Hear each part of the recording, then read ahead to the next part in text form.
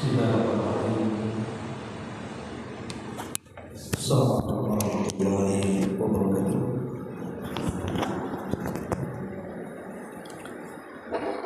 Alhamdulillah wassalatu wassalamu ala Rasulillah wa ala alihi wa sahbihi wa mawalah wa la hawla wa la quwata illa billahi wa ba'd. Cara mendapatkan satu pohon kurma di sorga. Baik, kita baca matanya baru kita jelaskan.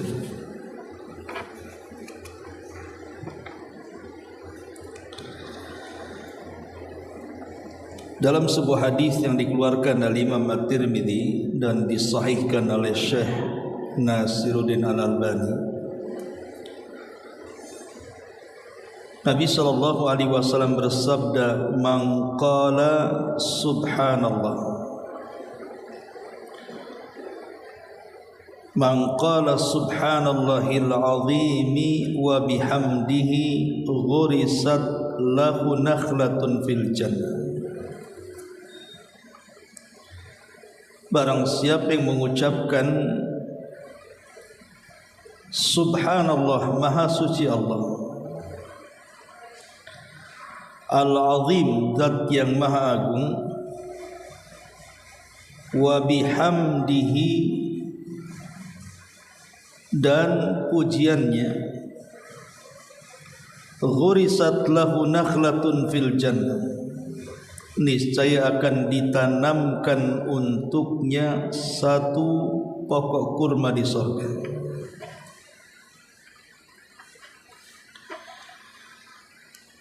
Kata beliau, berapa banyak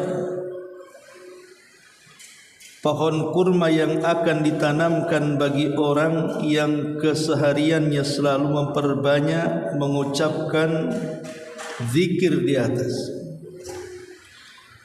Oleh karena itulah sungguh karunia Allah sangatlah luas dan sangatlah agung, melebihi dari yang kita bayangkan.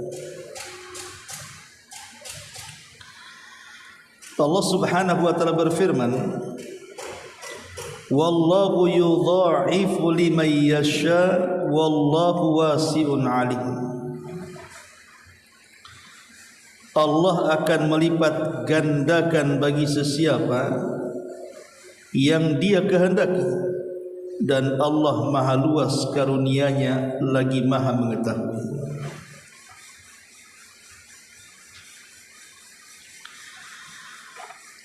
Baik,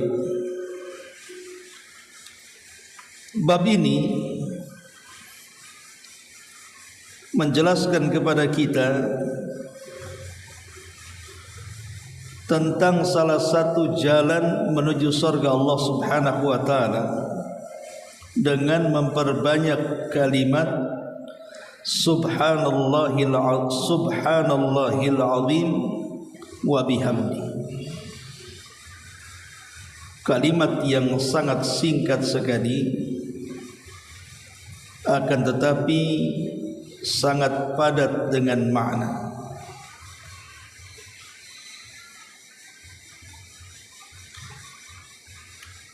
Dalam sebuah riwayat di mana Nabi sallallahu alaihi wasallam juga bersabda dalam hadis yang dikeluarkan Imam Tirmidzi dari sahabat Ibnu Mas'ud radhiyallahu an, Nabi sallallahu alaihi wasallam bersabda, "Laqitu Ibrahima lailata usriya bi." Kata Nabi SAW, aku pernah berjumpa dengan Nabi Ibrahim di malam aku diperjalankan dalam peristiwa Isra Mi'raj. Faqala, maka Nabi Ibrahim mengatakan, "Ya Muhammad, Iqra ummataka minni salam." Bacakan salam dariku untuk umatmu. Wa akhbirhum annal jannata tayyibatu turbah. Habarkan juga kepada mereka bahwa surga itu tanahnya sangat harum sekali. Azbatul ma'i, airnya sangat segar sekali. Wa annaha ki'anun, dan tanahnya sangat luas sekali. Wa anna ghirasaha, adapun tanaman yang akan ditanam di sorga adalah subhanallahi walhamdulillahi wala ilaha illallah wallahu akbar. Adapun tanaman yang ada di sorga adalah kalimat subhanallah, kalimat alhamdulillah, kalimat la ilaha illallah, dan kalimat Allahu akbar. Hadis ini dikeluarkan Imam Tirmidzi dengan sanad yang hasan.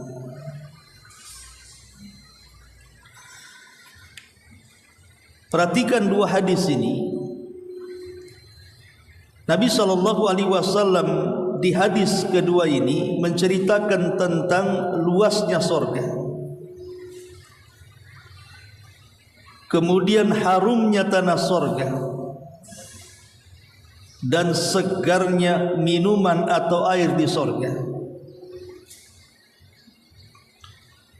Lah tentu yang namanya sebuah tanah yang luas, kalau tidak ada taman itu tidak indah. Ibu punya rumah pekarangannya luas, tapi tidak ada satupun tanaman gersang nampaknya, tidak indah sekali.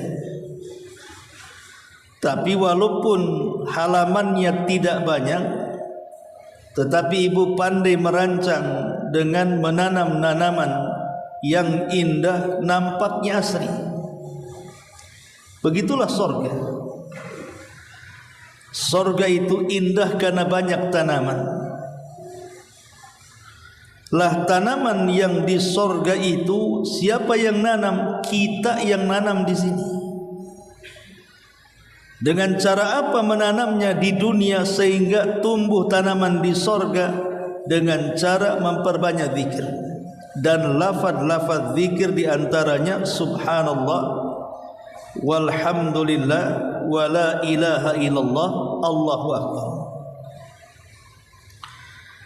Sementara dalam hadis yang kita bahas ini, di antara sekian jenis tanaman yang akan ditanam oleh Allah di sorga dengan ucapan kita di dunia, salah satunya adalah kurma. Dan Abdullah ibn Abbas radhiyallahu anhuma mengatakan, persamaan sorga dengan dunia itu hanya ada di nama, bukan di hakikat. Di sorga ada pisang, di dunia ada pisang, tapi pisangnya sorga berbeda dengan dunia. Di sorga ada anggur, di dunia juga ada anggur, tapi beda anggur di sana dengan anggur di sini. Termasuk juga pohon kurma. Di sorga ada pohon kurma, di sini juga ada pohon kurma. Tapi pohon kurma di sana jauh lebih indah dibandingkan pohon kurma yang ada di negeri kita, atau mungkin di Timur Tengah sana.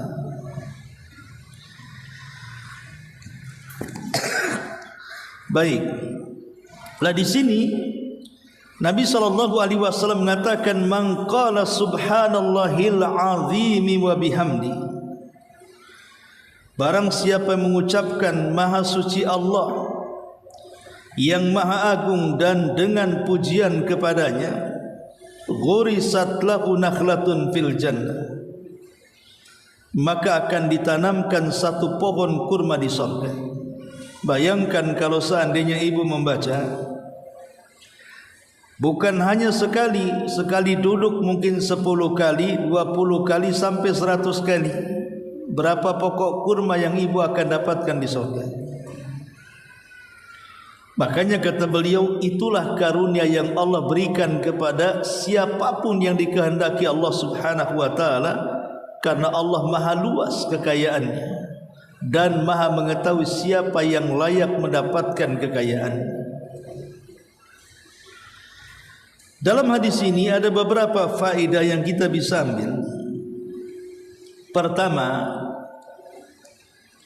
bahwa berzikir kepada Allah Subhanahu wa taala itu salah satu sebab yang paling besar memasukkan orang ke surga.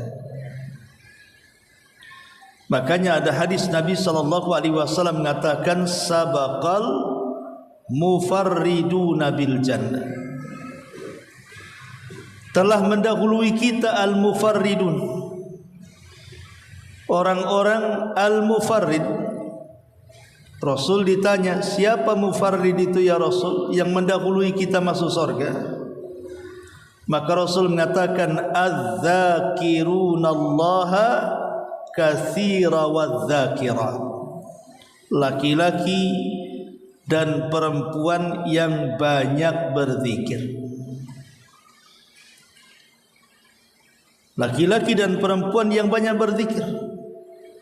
Dan umumnya zikir yang diajarkan kepada kita itu tidak lepas dari 4 kalimat ini.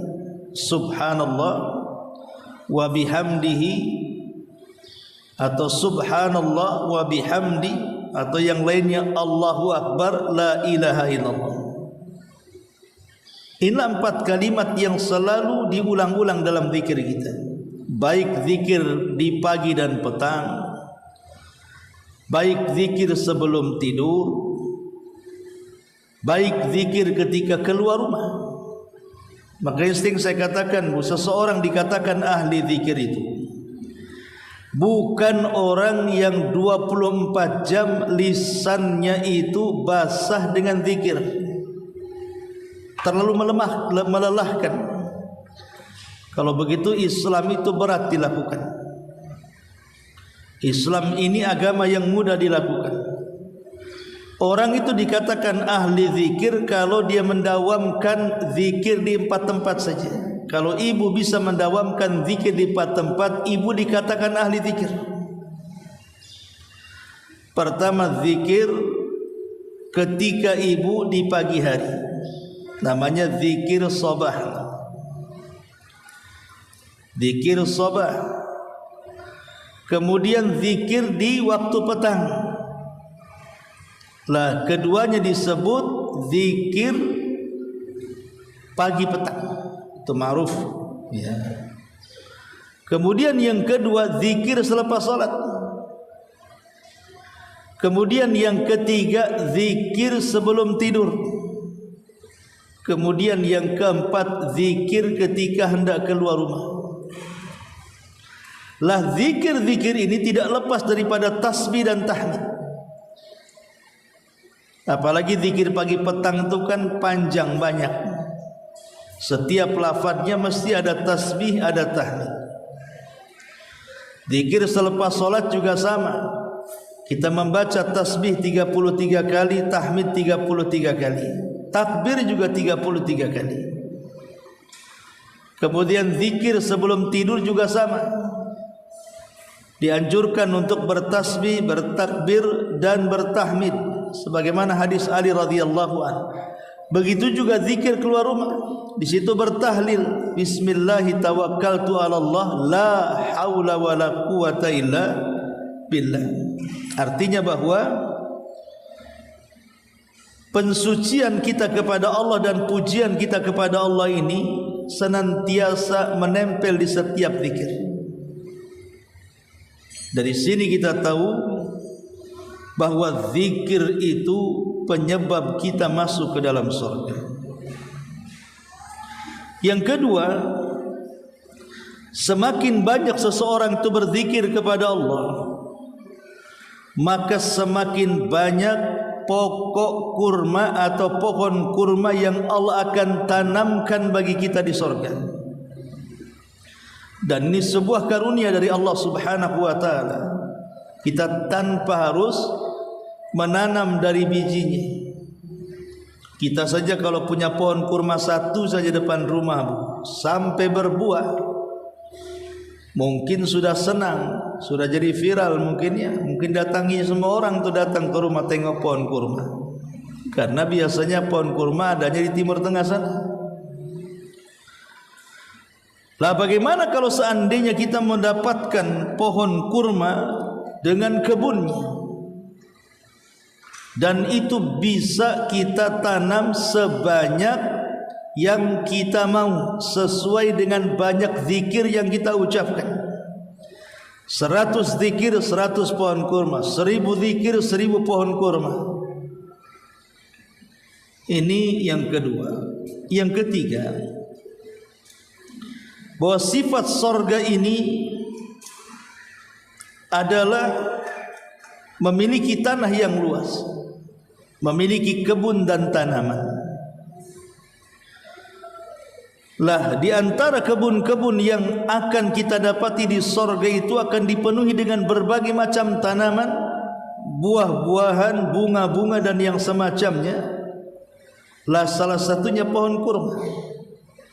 Dan itu menambah keindahan keasrian ketika orang berada di sorga. Kemudian yang keempat, hadis ini juga mendorong kita untuk memperbanyak zikir, agar semakin banyak zikirnya semakin banyak nikmat yang kita akan dapati di sorga. Bukan hanya di sorga saja zikir itu manfaatnya, di dunia sendiri banyak manfaatnya. Salah satunya yang paling besar adalah bisa menenangkan hati. Karena Allah yang mengatakan ala bi dzikrillahi tatmainnul qulub. Ingatlah dengan berzikir kepada Allah hati kita tenang. Dan tenangnya hati adalah sorganya dunia. Orang kalau tenang hati makan banyak, minum banyak, tidur nyenyak, pekerjaan senang, tidak ada yang melelahkan. Orang kalau tenang hatinya, luas hatinya, semua jadi lapang kayaknya. Rumah sempit pun jadi lapang, suami jelek pun jadi tampan. Namanya orang senang.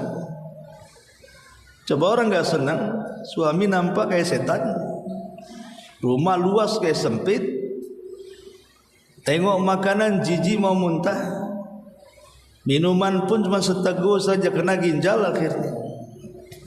Jadi itulah kenapa kemudian zikir ini bukan hanya di dunia, bukan hanya di akhirat, di dunia saja banyak manfaatnya dan bisa menghindarkan kita dari dosa-dosa lisan. Orang yang memperbanyak zikir menyedikitkan dia ghibah, menyedikitkan dia namimah, menyedikitkan dia mengeluarkan kata-kata yang tidak pantas. Artinya dengan banyak berzikir itu lisan kita terjaga. Ma'asyiral muslimat yang dimuliakan Allah Subhanahu wa taala. Baik, di sini Nabi sallallahu alaihi wasallam mengatakan man qala subhanallahil azim. Kalimat tasbih. Tasbih itu artinya adalah tanzihullah wa bara'atuhu min kulli naqsin. Kalau disebut tasbih artinya pensucian Allah. Dan Allah Subhanahu wa taala dilepaskan dari setiap kekurangan, baik zat, sifat ataupun namanya. Maknanya dengan kata lain, Allah itu sempurna, tidak ada kekurangan. Jadi kalau kita mentasbih artinya mengucapkan subhanallah, berarti kita sedang mensucikan Allah dari setiap kekurangan. Dan itu pujian yang sangat tinggi bagi Allah Subhanahu wa taala. Dan itu semana dengan yang dikatakan oleh seorang alim, Ibnu Ashur, dalam kitabnya At-Tahrir wa Tanwir. Beliau mengatakan at-tasbihu al-kalamul ladzi yadullu ala tanzihillahi ta'ala an kulli naqais. Jadi tasbih itu artinya ucapan yang menunjukkan tentang kebersihan Allah, kesucian Allah dari setiap macam-macam kekurangan. Allah tidak sama dengan makhluknya yang banyak kekurangan. Sifatnya sempurna, namanya indah, dan zatnya juga sempurna. Artinya tidak ada celah untuk mencacati Allah Subhanahu wa ta'ala. Ma'asyiral muslimat yang dimuliakan Allah Azza wa Jalla, adapun fadilah tasbih ini, pertama, di antara fadilah tasbih ini, Allah Subhanahu wa ta'ala memerintahkan kita untuk bertasbih di waktu pagi dan petang. Sehingga ketika kita bertasbih artinya kita mengikuti perintah Allah. Allah Subhanahu wa ta'ala mengatakan wadhkur rabbaka katsira wasabbih bil asyyi wal ibkar. Berzikirlah akan Rabbmu dengan zikir yang banyak dan bertasbihlah di waktu pagi dan petang. Artinya Allah memerintahkan kita untuk memperbanyak tasbih. Dan tasbih sendiri adalah zikirnya para malaikat. Bukan hanya kita saja. Bahkan para malaikat itu mereka senantiasa bertasbih siang dan malam. Dan tidak pernah futur, artinya tidak pernah lelah untuk bertasbih. Allah Subhanahu wa ta'ala berfirman, yusabbihuna al-laila wan-nahara la yafturun. Mereka para malaikat senantiasa bertasbih siang dan malam dan mereka tidak pernah lelah. Jadi tasbih itu ibadahnya malaikat. Bahkan bukan hanya ibadahnya para malaikat, seluruh makhluk yang Allah ciptakan itu semua bertasbih. Makanya Allah mengatakan tusabbihu lahus samawati sab'u wal ardu wa man fihinna wa in min syai'in illa yusabbihu bihamdi walakin la tafqahuna tasbihahum. Seluruh yang ada di langit, seluruh yang ada di bumi, dan di antara keduanya dan di antara isi keduanya, mereka bertasbih kepada Allah. Dan tidaklah sesuatu yang Allah ciptakan kecuali mereka bertasbih, tapi kalian tidak paham tasbih mereka. Jadi di masjid ini saja Bu, kayak tiang, kipas angin, atap, itu semua bertasbih. Cuman kita enggak dengar saja. Di sekeliling kita ini kayak meja depan ibu tuh bertasbih. Cuman kalau diperdengarkan mungkin kaget ibu kan. Bawa bising saja lagi ngaji. Mereka tasbih, tetapi kita tidak paham tasbih mereka. Ma'asyiral muslimat yang dimuliakan Allah Azza wa Jalla, lebih daripada itu tasbih ini bisa melapangkan dada. Makanya Allah Subhanahu wa ta'ala mengatakan saat Nabi SAW dadanya sempit karena ucapan orang-orang jahiliyah kepada Rasul dengan ucapan-ucapan kasar dan kotor. Dibilangnya Rasul gila, dibilangnya Rasul tukang tenun, dibilangnya Rasul dukun, peramal, macam-macam, kerasukan, tukang pecah belah, macam-macam ucapan orang-orang Quraisy itu. Allah tahu Nabi SAW sesak dadanya. Makanya Allah mengatakan walaqad na'lamu annaka yadhiku sadruka bima yaqulu. Kami tahu, kata Allah, dadamu sempit terhadap apa yang mereka katakan kepadamu. Lalu apa solusi dari Allah Subhanahu wa ta'ala supaya sempitnya dada Nabi SAW terbuka sehingga menjadi lapang? Allah lanjutkan firman-Nya, fasabbih bihamdi rabbika wa kun minas sajidin wa'bud rabbaka hatta ya'tiyakal yakin. Lihat perintah Allah pertama kepada Rasul. Oleh karena itu, biar tidak sempit dadamu, banyak-banyaklah bertasbih, memuji Rabbmu, senantiasa sujud, dan beribadahlah terus sampai kematian menjemputmu. Lihat, perintah yang pertama kepada Rasul adalah wasabbih, bertasbihlah kepada Rabbmu. Menunjukkan bahwa Allah ingin lapangkan dada Nabi. Maka siapapun yang ingin lapang dadanya di waktu kesempitan, banyak bertasbih. Kalau ibu ada masalah apa saja, rumah tangga, masalah ekonomi, masalah kesehatan, masalah apalah yang sifatnya buat stres dan mengganggu pikiran, maka bertasbih, banyak-banyak mengucapkan subhanallah. Itu bisa melapangkan dada. Kemudian juga tasbih bukan hanya melapangkan dada, tapi bisa menghilangkan kesulitan. Kesulitan yang ibu hadapi itu kan datang dari Allah Subhanahu wa taala. Allah juga yang akan mengangkat kesulitan itu. Dengan cara apa supaya Allah menghilangkan dan mengangkat kesulitan kita? Dengan cara bertasbih. Dan itu digambarkan ketika Allah Subhanahu wa taala menyelamatkan Nabi Yunus alaihi salatu wassalam di perut ikan di dasar lautan.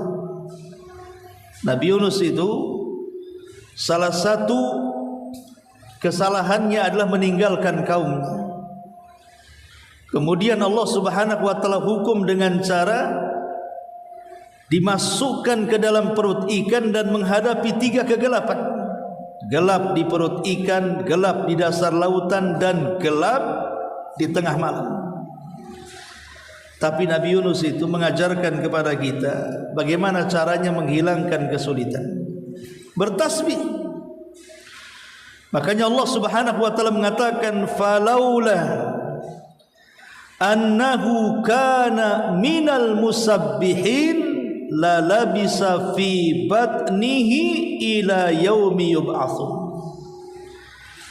Kalau bukan karena Nabi Yunus itu ahli tasbih, tentu dia akan tinggal diam di perut ikan itu sampai hari dibangkitkan, artinya sampai hari kiamat. Mafhumnya adalah ketika dia seorang hamba yang senantiasa bertasbih, makanya Allah selamatkan dari perut ikan dan tidak tinggal lama di situ. Apa tasbihnya? Tasbihnya ma'ruf. Bagaimana Nabi Yunus alaihi salatu wassalam mengatakan dalam tasbihnya, siapa yang hafal? La ilaha illa anta subhanak. Di sini tasbihnya. La ilaha illa anta subhanaka inni kuntu mina zalimin. Kata Nabi, siapapun yang membaca doanya Nabi Yunus di sela-sela doa kita, maka hampir-hampir Allah tidak mungkin menolak doa kita. Jadi kalau ibu punya keinginan sesuatu kepada Allah, maka saat meminta sesuatu kepada Allah itu selipkan nih doa Nabi Yunus ini. Kemudian tasbih sendiri adalah kalam yang paling dicintai Allah. Tasbih ini adalah ucapan yang paling disukai Allah. Ibu kalau mendapatkan pujian dari suami kan mesti tahulah kalimat suami yang paling ibu sukai itu. Lah tasbih ini adalah ucapan kita yang paling dicintai Allah. Bahkan bukan hanya paling dicintai Allah, kalau dibaca timbangan kita di akhirat itu memberat. Jadi bisa memberatkan timbangan juga, bukan hanya kalimat yang dicintai Allah. Berat timbangan kita gara-gara kalimat ini. Dan itu Nabi SAW katakan dalam hadis Abu Hurairah radhiyallahu an, kalimatani khafifatani ala lisani thaqilatani fil mizani habibatani ala rahmani subhanallah wa bihamdi subhanallahil azim. Dua kalimat kata Rasul sangat ringan di lisan,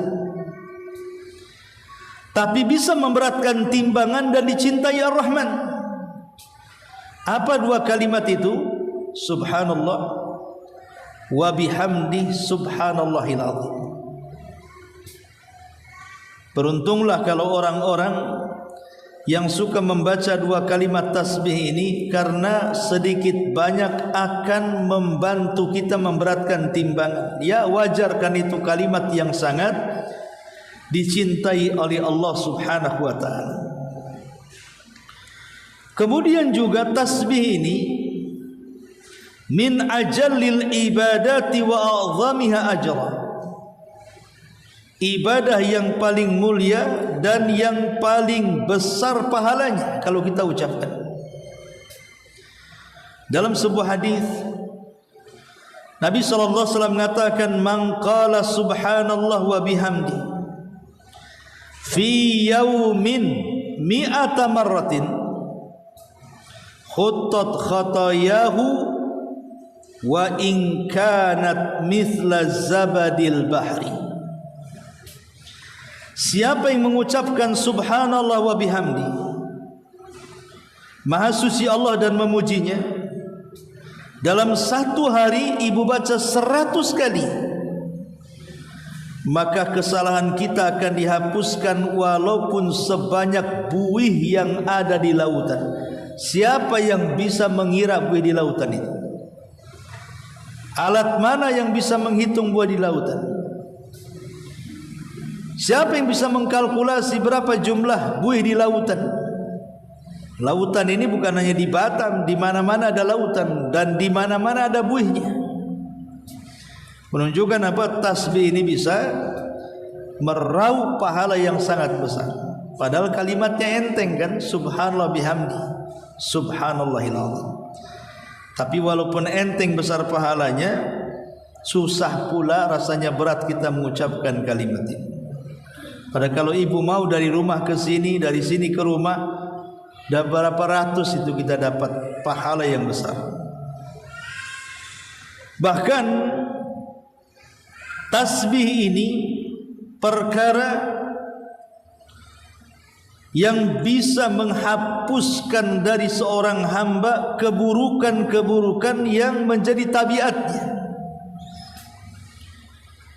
Dari hadis Sa'ad bin Abi Waqqas radhiyallahu anhu, dia mengatakan, kami pernah duduk di samping Nabi. Faqala, maka Rasul mengatakan, ayajizu ahadukum an yaksiba kulla yaumin alfa hasanah.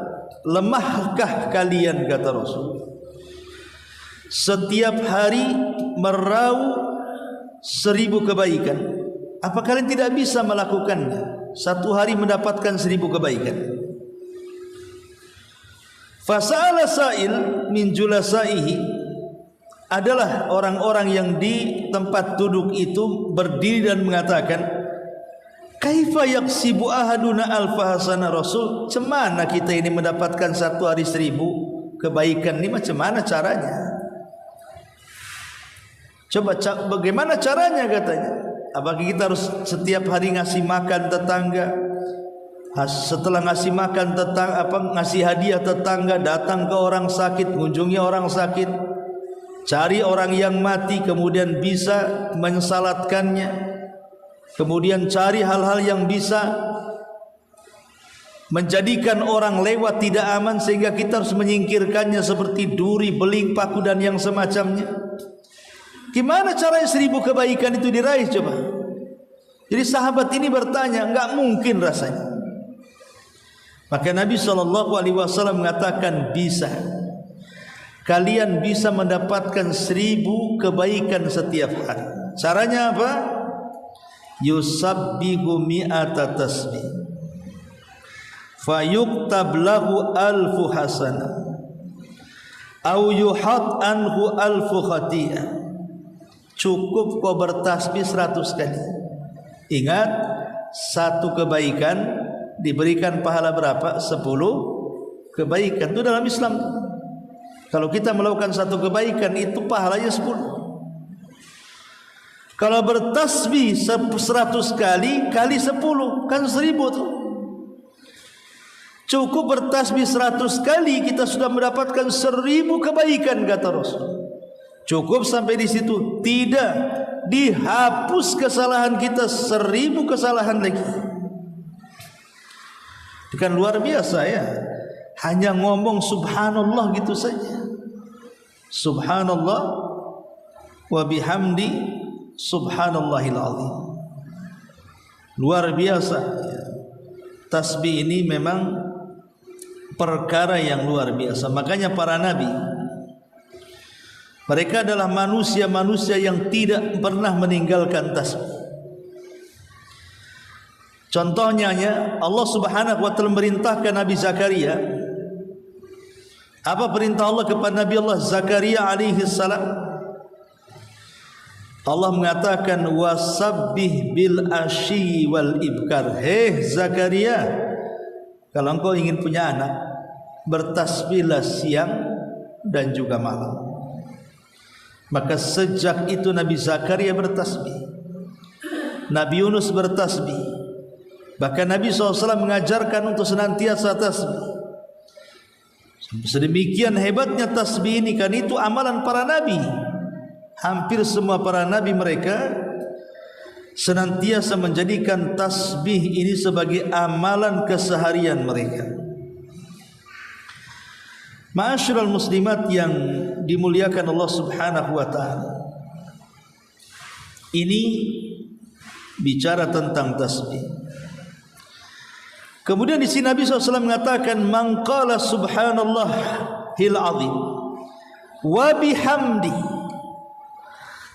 Artinya memuji Allah Subhanahu wa taala dengan mengucapkan alhamdulillah. Segala puja dan puji hanya milik Allah Subhanahu wa taala. Pujian kepada Allah Subhanahu wa taala adalah kalimat yang agung. Karena itu adalah kalamnya penduduk sorga. Penduduk sorga itu suka mengucapkan alhamdulillah. Makanya Allah mengatakan dalam surah Yunus ayat 10, da'wahum fiha subhanakallahumma wa tahiyyatuhum fiha salam wa akhiru da'wahum anil hamdulillahi rabbil alamin. Lihat bagaimana Allah mengatakan tentang penduduk sorga, da'wahum wa akhiru da'wahum anil hamdulillahi rabbil alamin. Dan akhir ucapan mereka penduduk sorga adalah memuji Allah. Segala puja dan puji hanya milik Allah Rabb semesta alam. Jadi tahmid ini adalah kalamnya penduduk sorga. Yang kedua, sebagaimana yang sudah dijelaskan, tahmid juga adalah kalam yang sangat dicintai Allah. Sebagaimana Rasul mengatakan tentang ketika beliau ditanya, Rasul, yang paling afdal dari ucapan itu apa? Rasul ditanya, yang paling afdal dari ucapan manusia itu apa? Maka Nabi mengatakan, ala ukhbiruka bi ahabbil kalam ilallah. Maukah ku habarkan kepada kalian ucapan yang paling dicintai Allah? Kemudian kata sahabat, qultu ya Rasulullah, akhbirni bi ahabbil kalam ilallah. Kalau begitu sampaikanlah apalah kira-kira ucapan yang paling dicintai Allah itu. Maka kemudian Nabi SAW memberitahu, inna ahabbal kalami ilallah subhanallahi wa bihamdi. Sesungguhnya ucapan yang paling disayang Allah, dicintai Allah, adalah ucapan tasbih, kemudian ucapan tahmid. Ucapan tasbih kemudian ucapan tahmid, artinya ucapan alhamdulillah. Ma'asyiral muslimat yang dimuliakan Allah Subhanahu wa taala, dan tahmid sendiri selain daripada ucapan yang sangat dicintai Allah Subhanahu wa taala, dia adalah ucapan yang paling memberatkan timbangan, sama dengan tasbih. Karena ketika Nabi SAW mengatakan ucapan yang paling berat dalam timbangan adalah subhanallah wa bihamdi subhanallahil azim, ada kalimat subhanallah wa bihamdi. Itu tasbih dengan tahmid, artinya menggabungkan tasbih dan menggabungkan tahmid sehingga bisa memberatkan timbangan Allah Subhanahu wa taala. Bahkan ucapan tasbih, tahmid, tahlil itu akan menjadi suara di atas arsy. Jadi kalau ibu di dunia ini tiap hari membaca subhanallah wa bihamdihi subhanallahil azim, la haula wala quwata illa billah, la ilaha illallah, terserahlah. Lah zikir-zikir yang kita baca ini melesat ke atas, kemudian akan mengeluarkan suara-suara seperti suara tawon di bawah arsy itu. Sebagaimana dalam hadis Nabi sallallahu alaihi wasallam, kata Nabi sallallahu alaihi wasallam, inna mimma tadhkuruna min jalalillah at-tasbiha wat-tahlila wat-tahmid yan'atifna haulal arsi lahunna dhawiyun kadhawawin nakhli tudzakiru bisahibiha. Jadi suara tasbih, suara tahlil, suara tahmid itu akan mengiang-ngiang seperti suara tawon, menyebut-nyebut nama orang yang bertasbih, bertahlil, bertahmid itu.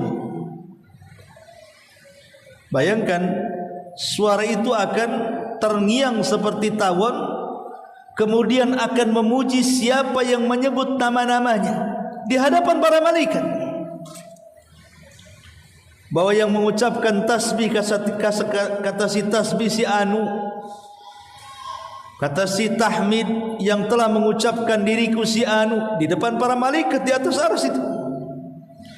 Dan ini keistimewaan luar biasa ya, tentang ucapan tasbih dan tahmid tadi, karena memang ucapan itu adalah kanzun min kunuzil jannah. Dia adalah pembendaraan yang diletakkan di surga. Ma'asyiral muslimat yang dimuliakan Allah Subhanahu wa taala. Dan ingat bahwa kalimat tasbih dan tahmid juga itu adalah kalimat yang sangat dianjurkan dibaca, khususnya bagi ibu yang sudah sepuh-sepuh. Nabi mengatakan, laisa ahadun afdhala indallah mim mu'min yu'ammiru fil Islam. Tidaklah seseorang yang paling afdal di sisi Allah dibandingkan seorang mukmin yang dipanjangkan usianya dalam Islam. Kemudian dia pun banyak mengucapkan tasbih, kemudian tahmid, kemudian tahlil dan juga takbir. Jadi itu memang cocok bagi ibu-ibu yang sudah tua. Artinya yang muda juga cocok kan, tapi maksudnya kalau sudah tua, inilah yang harus banyak diucapkan. Karena kan tahu diri lah, namanya sudah tua kan, sudah dekat ajal. Ibu cium aja tangan bau tanah tak kan gitu. Artinya kalau sudah tua logikanya kan sudah dekat. Kalau sudah dekat kan harus lebih banyak lagi bekal. Lah sementara ibu sudah tua, tulang tidak kuat, jalan sudah ngos-ngosan, mata sudah rabun, telinga pula sudah budak. Apa yang bisa dilakukan orang tua itu? Lain dengan anak-anak muda yang masih kuat kan, Bu? Sehingga yang memungkinkan bisa dilakukan orang-orang yang sudah sepuh itu Ya berzikir bisanya, apalagi itu amalan yang bisa sehari-hari dia lakukan. Selain itu dia susah. Kadang-kadang ke pengajian jalan kaki tak bisa, paksalah dibonceng orang. Mungkin kalau jalan kaki tak balik rumah. Sehingga orang-orang tua itu hanya bisa berzikir. Itu amalan yang paling ringan yang bisa dilakukan orang-orang tua yang sudah sepuh. Ma'asyiral muslimat yang dimuliakan Allah Azza wa Jalla. Satu hari Nabi SAW dijelaskan, Ummu Hani binti Abi Talib. Ummu Hani putri daripada Abi Talib, artinya kan ponakan Nabi, sepupu ya. Qalat, dia mengatakan, marra bi Rasulullah sallallahu alaihi wasallam, satu hari Nabi sallallahu alaihi wasallam lewat kepadaku. Fakultu, aku katakan, kata Ummu Hani, qad kabirtu wadha'aftu. Sungguh aku sudah tua wahai Rasul, dan sungguh aku sudah lemah. Famurni bi amalin, tolonglah perintahkan kepada aku satu amalan. A'maluhu wa ana jalisatun, dengan amalan yang bisa kulakukan sambil duduk. Jadi Ummu Hani mengadu kepada Rasul, aku ini sudah tua, pun sudah lemah juga badan. Beda dengan anak-anak muda, saya hanya bisa duduk saja. Cobalah perintahkan kepadaku satu amalan yang bisa kulakukan dalam posisi duduk. Maka Nabi SAW mengatakan kepada Ummu Hani, sabbihillaha mi'ata tasbih, bertasbihlah 100 kali tasbih. Fa innaha ta'dilu laki mi'ata raqabatin tu'tikinaha min waladi Ismail. Karena 100 tasbihmu, kata Rasul, sebanding dengan 100 budak yang kau merdekakan. Kemudian kata Rasul, wahmadillaha mi'ata tahmidatin. Kemudian ucapkan alhamdulillah sebanyak 100 tahmid. Fa innaha ta'dilu laki mi'ata farasin musrajatin muljamatin tahmilina 'alaiha fi sabilillah. Karena kalau engkau membaca alhamdulillah 100 kali, itu sebanding dengan kuda yang membawa perbekalan untuk perang. 100 kuda isinya perbekalan semua untuk memenangkan perang. Berapa pahala yang dia dapat? Kemudian kata Nabi SAW, wa kabbirillaha mi'ata takbirah, bertakbirlah 100 kali takbir, kata Nabi. Fa innaha ta'dilu laki mi'ata badanatin muqalladatin mutaqabbalatin wa hallilil muqabbalatin. Bertakbirlah kepada Allah sebanyak 100 takbir, kan itu sebanding dengan unta yang disedekahkan. Kemudian wa hallilillaha mi'ata tahlil tamla'u ma bainas sama'i wal ardi.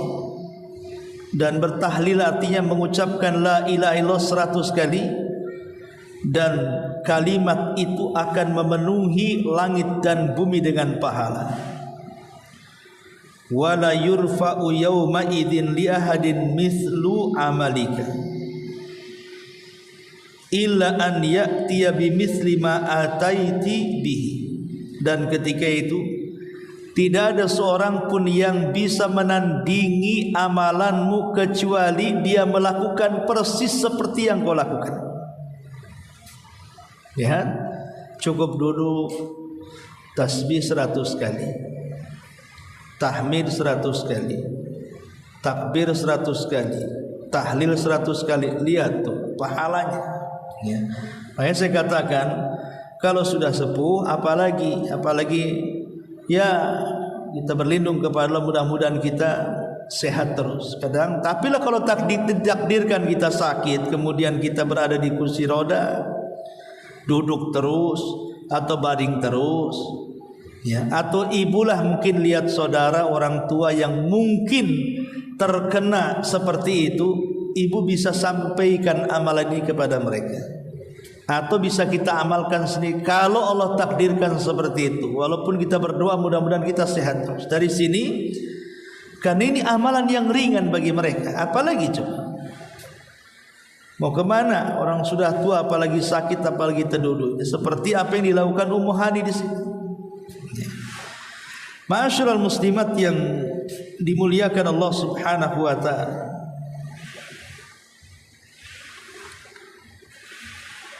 Dan ucapan subhanallah wa bihamdih juga adalah ucapan sebagai pengganti baca Quran. Kalau kita membaca Quran ya, kalau kita diberikan kecerdasan mungkin bisalah. Tapi kan ada orang-orang yang mungkin baru hijrah ketika tua, susahlah baca Quran. Bukan tak bisa, susah ya, kemauannya kurang kadang-kadang kan, maka bisa diganti baca Quran ini dengan tasbih dan tahmid. Dalam sebuah hadis, jaa rajulun ila Nabi sallallahu alaihi wasallam, ada seorang laki-laki datang menemui Nabi. Faqala, dan dia mengatakan, inni la astati'u an akhudha minal Qur'ani syai'an. Rasul, kayaknya aku tidak bisa baca Quran. Cemana saya kurang pandai baca Quran ini. Atau mungkin bahasanya juga, saya bisa baca Quran tapi tidak sempat. Mungkin ibu lagi kerja, hafalan tak ada, pegang mushaf ngalangi kerja. Ibu lagi nyuci, lagi ngepel, tak mungkin kemana mana bawa handphone aplikasinya terus, nanti nabrak kursi ya. Ataupun mamanya ibu mau jalan ke pasar, tak mungkin bawa mushaf, sampai di pasar dibilang salah alamat, musola sebelah sana bu ya, kan tak mungkin juga. Jadi ada hal-hal yang kita tidak bisa membaca Quran, baik ketidakmampuan kita membaca Quran, atau bisa tapi terhalang membaca Quran. Mungkin ibu lagi haid, itu pun terhalang, tidak boleh baca Quran umpamanya. Maka orang ini mengatakan, aku kayaknya nggak ada sempat membaca Quran, atau karena tidak bisa membaca Quran. Apa kata Nabi SAW ketika dia mengatakan, fa'allimni ma yujzini minhu, kalau begitu ajarkan kepadaku yang setara dengan bacaan Quran, gitu maksudnya. Maka Nabi mengatakan kepada orang ini, qul, katakan subhanallah walhamdulillah wala ilaha illallah wallahu akbar la haula wala quwwata illa billah. Cukup membaca 5 kalimat, subhanallah walhamdulillah wala ilaha illallah allahu akbar la haula wala quwwata illa billah. La, salah satunya tasbih dan tahmid di sini. Kata Nabi sallallahu alaihi wasallam, yujzika anil qiraatil Quran. Ini mencukupkan kamu dari membaca Al-Quran. Ya, ini juga di antara keistimewaan tasbih dan juga takbir.